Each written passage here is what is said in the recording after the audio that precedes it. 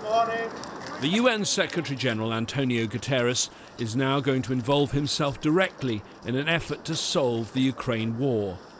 On Tuesday, he called for a truce over Orthodox Easter, something that Russia has not agreed to.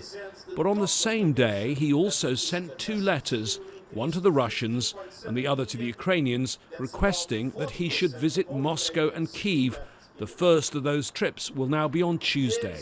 All we have on the agenda is his working lunch and meeting with the foreign minister, and then his reception later on the same day by President Putin.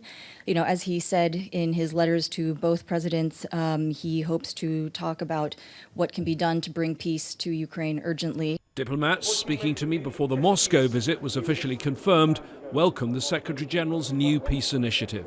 Welcome any effort to address this ongoing problem, but I think the big issue is to ensure that the Russians abide by a ceasefire, that they also allow for access to civilians.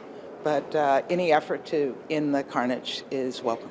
We are absolutely delighted to see the Secretary-General step forward. He has been very strong in his remarks to date. We now need to see action.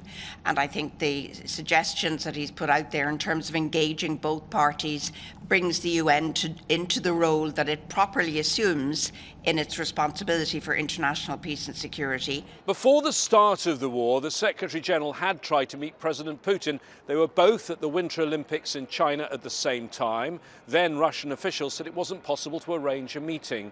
Now the Secretary-General finds himself possibly involved in shuttle diplomacy between Moscow and Kiev. Without doubt, this is the most important and probably the most difficult trip of his 5 years in office. James Bays, Al Jazeera, at the United Nations.